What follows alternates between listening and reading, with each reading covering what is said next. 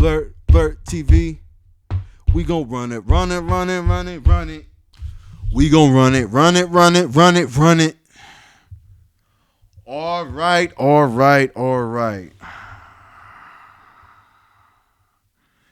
Time to talk about one of these teams that got a couple errors on their back. I was gonna do the Bears. I was really gonna do the Bears, but I'm gonna go into the pile. I'm just feeling it.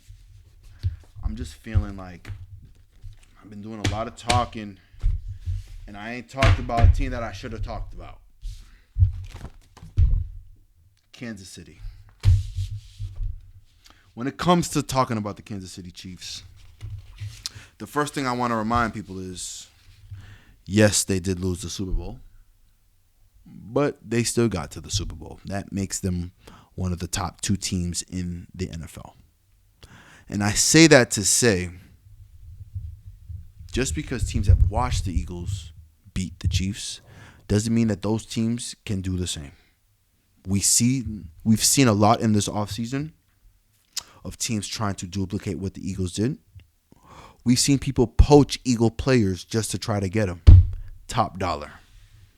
Now, when you sit here and you look at what the Chiefs had lost, you are going to say, dang, they lost a lot. You know, maybe they're attainable in the AFC now.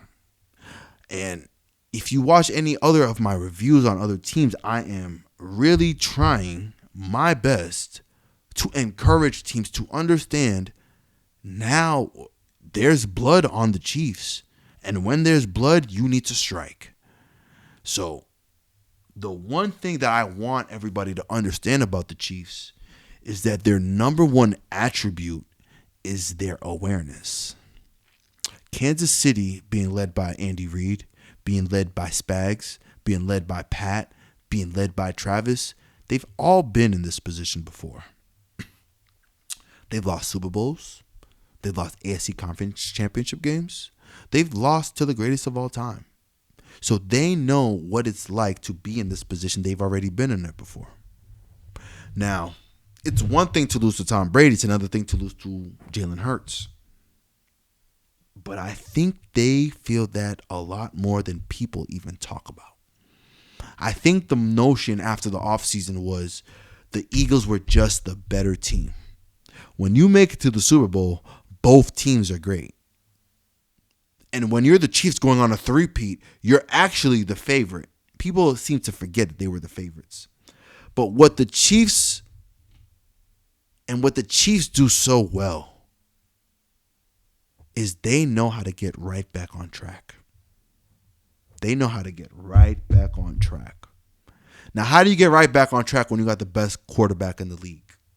How do you get right back on track when you have possibly the best defensive coordinator in the league? You keep your mouth quiet and you get to work. That's all we've seen from Spags and Patrick Mahomes. Andy's going to be Andy. Travis is going to be Travis. Congrats, Travis Kelce. You and Swifty, y'all going to have beautiful Swifty Kelce babies in the future. But it's the season, brother. This might be your last one. If this is your last season, I need Kelce ball. I need you to get on that Luka Doncic diet, get a little bit skinny because you are a tight end. You do need the size, but you do need a little bit of skinny. You do need a little bit of skinny to hit them routes, especially them Kelce routes. So I need a little bit of both. So if we can get a little bit of that old vintage Travis Kelce,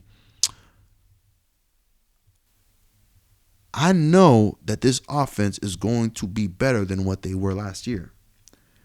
This offense was middle of the pack, 15th in points, 16th in yards. That doesn't hold them because, like I said earlier, Spags is one of those guys, the best defensive coordinator, I believe, in the league. 4th in points, 9th in yards, and they had a season where everybody could have guessed they could have lost 7 games last season. They ended off the season 15-2 in the Super Bowl. A lot of people say it's luck. And a lot of people say it's only luck if you're prepared. I believe that's the case for Kansas City. They're always prepared. And I believe in a year where they just got whooped by the Eagles and everybody might be licking their chops like, Lamar's looking at his team like, you see, we could do that. Josh is looking at his team like, you see, we can do that. Pat ain't saying nothing. Andy ain't saying nothing. Because at the end of the day, they want this challenge. They want this. They want this. They want to see more teams like the Eagles because only a team like the Eagles could beat them. Every other team built in every other type of way can't really beat them. They're not really nervous about these teams. But the teams like the Eagles, they'll be able to beat. So when you look at teams that are drafting their first 5 players on defense, we're drafting defensive line. Forget about Josh Allen. We're drafting defense. We're signing defense. We're going to do all that. The Chiefs will be ready for it week 1. I expect that. That is the least I expect. I don't know how many times they watched the Super Bowl, but it must have been a painful amount of times. I don't think they'll ever say how many times they watched it because watching losses is one of the worst things in the world. You know the outcome, and you're just watching you fail your team. You're watching your team fail you. You're watching everybody fail each other, and it's like we have to go through this if we want to get better. We have to. And that all starts with 15. 15, you probably played the worst game you've ever played in the NFL. I remember watching one of your first games. It was against the Chargers. I watched Patrick Mahomes, and I said, Jesus, that's the guy. That's the guy that's going to challenge Tom Brady. Tom Brady was on the end of his career, and you were just starting. But I'm like, that's the guy that's going to be able to say, I could be better than Tom Brady. He's the guy who definitely has a chance. Because everybody in the past, they don't have chances. Nobody has a chance. I don't think Lamar was Lamaring yet either. Josh wasn't Joshing. I mean, neither of them still have a chance versus Tom Brady because they have somebody that owns them. And Tom Brady ain't never been owned. Let me hold myself there. But Patrick is running the AFC right now. And I think this year is a big, important year where he can actually take the state to claim, hey, I am still levels above these 3 guys you have around me. And by 3 guys, I mean Joe Burrow, Josh Allen, and Lamar Jackson. Does he beat him in the playoffs? Yes. But now that they see blood, I expect these teams to attack like they've never attacked before. I can't wait for the playoffs this year. I can't wait for the regular season games because I know everybody, even though they lost the Super Bowl, everybody's gunning for these guys. And by the way, Brent Veach, hell of a GM. So I know that they have some losses on here. DeAndre Hopkins, Justin Watson, Justin Reed, Derek Nnadi. There are losses on here. Joe Tooney, DJ Humphries. There are losses. But the thing is, when Brett Veach goes out and says, I'm going to go do something in the draft, he gives me a headache because he's always picking 30, 31, 32, and he's always finding some guy that's like, God dang, and we all missed. We all missed on this. To watch everybody miss on Trent McDuffie is a shame. To watch people miss on Nick Bolton is a shame. To watch them pick Greg Karlaftis and watch Karlaftis play in this defense, I know general manager like, God dang it, they did it again. Now, I don't know about this draft pick this year because you always can have one that it's not going to hit. Maybe this wasn't the year. But they made it clear, especially with free agency and the draft, what they wanted to improve. First free agent signing, Jalen Moore, offensive tackle. Next free agent signing, Christian Fulton, cornerback. Now, the reason why I bring up Fulton is 2 years ago, they lost Ladarius Sneed. Last year, it was Jahan Dotson over their number 2 cornerback and Devontae Smith over their number 2 cornerback.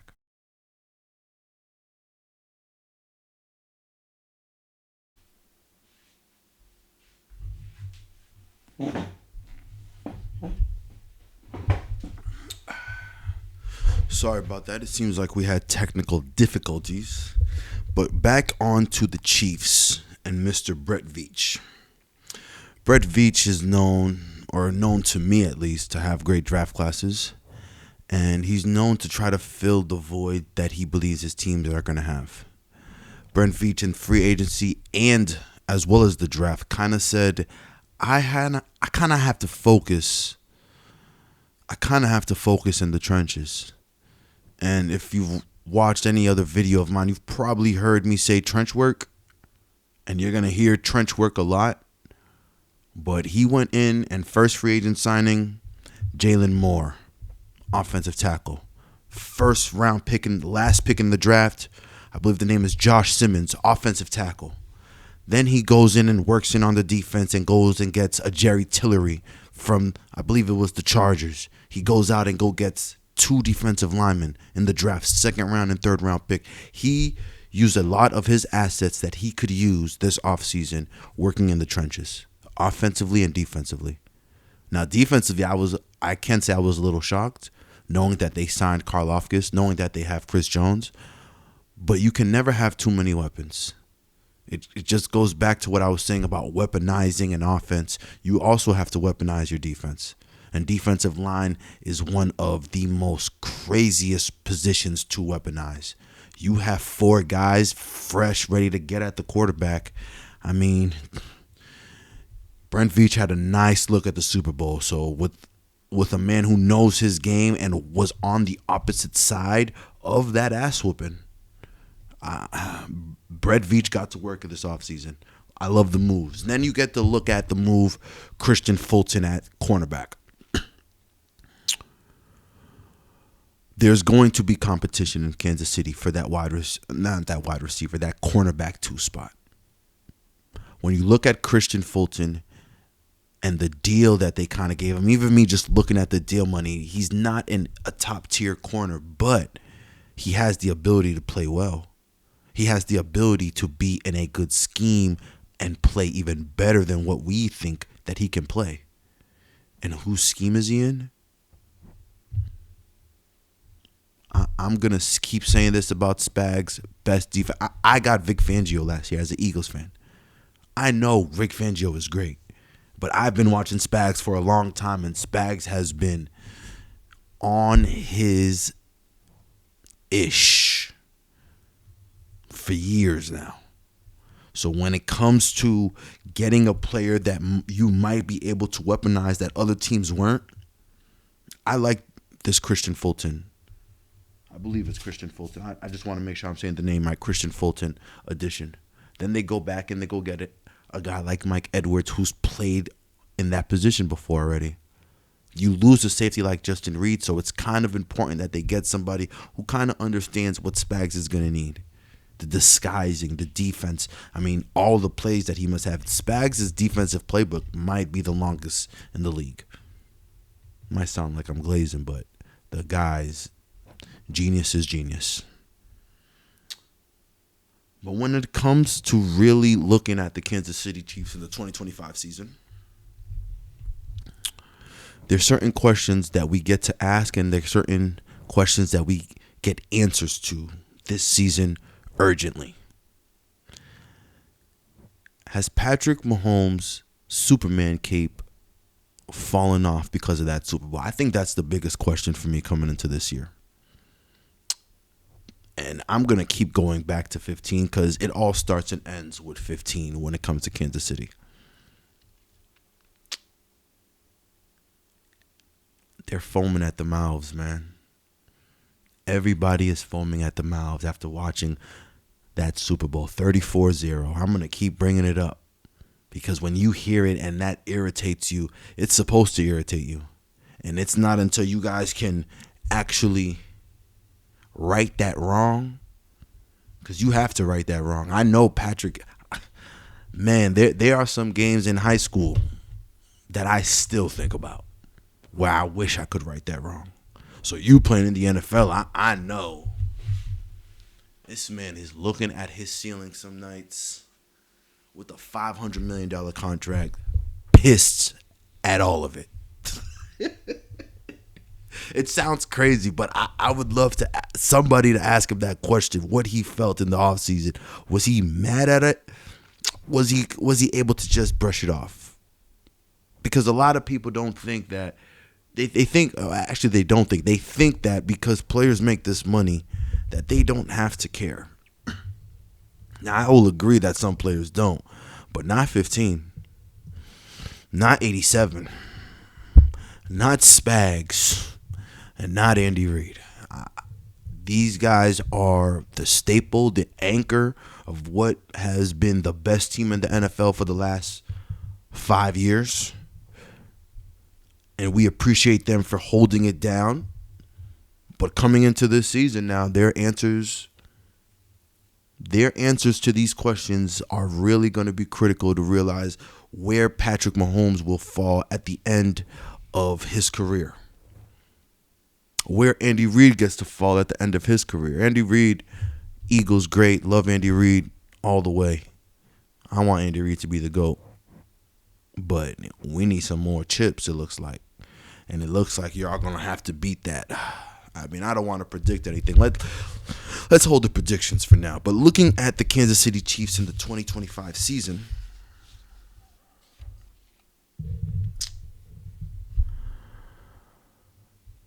before I go into this, I just want to say I don't know what this season holds for Kansas City, but I want to see Jalen Hurts versus Patrick Mahomes 3 in my lifetime. I would love to see that. I would love to see quarterbacks go 3 times in the Super Bowl because they're just those guys, and when that Super Bowl hits, you have no idea what's going to happen. I have Patrick Mahomes as my number 1 quarterback, and I have him possibly 1, 2, and 3. There was a time he was 1, 2, and 3. Before that Super Bowl, he was 1, 2, and 3. I always gave Patrick Mahomes a steady lead against whoever was number 2, even if it was Lamar Jackson, 2 MVPs, even if it was Josh Allen, who got his first MVP, rightfully so, by the way. But I think we get to answer this question with Pat, and I think it's a cool question to ask, and it's a cool question to have the answer to. Because it's Superman. He was miles ahead of them at a point. And after everybody got to watch that Superman bleeds, he does bleed. Can they make him bleed? I just want to watch some good football, man. I want to watch the Eagles win the Super Bowl again, and I want to watch some good football. Against who? I don't care. Do I have a preference? Yeah, I would like it to be against Mahomes, because then what could everybody say about Philly? But that's neither here nor there. Let's get to the Kansas City Chiefs. I have the Chiefs starting off 1-1, winning versus the Chargers in Brazil for some reason, even though that turf was horrible last year. Going against the Eagles, taking a loss there, starting off 1-1. Then I have them beating the Giants, beating the Ravens, and beating the Jaguars. I have them losing to the Lions. I have them beating the Raiders, beating the Commanders, as well as losing to Buffalo in Buffalo. So I have them winning versus the Colts, the Cowboys, the Texans, the Chargers, the Titans. I do have them losing versus the Broncos. I think the Broncos might be ready to make a little run at Big Brother and gets a good punch in. I have them winning their season finale versus the Raiders, ending their season at 13-4. Now, let me know if y'all think 13-4 is a little harsh on a team that went 15-2 last season. But before you say anything, remember they could have lost. They could have walked into the playoffs 10-7 easily. I have the ceiling at 14-3. Pretty high ceiling. I think that's great. And I have their floor. All I wrote is there such thing as Super Bowl hangover? As an Eagles fan, I say hell yes. It could also be bad hires at offensive and defensive coordinators, but I say Super Bowl hangover took all of that. We'll have to see. This is Ash with Blirt TV, man. Appreciate y'all for watching. Out. Blirt TV. We gon' run it.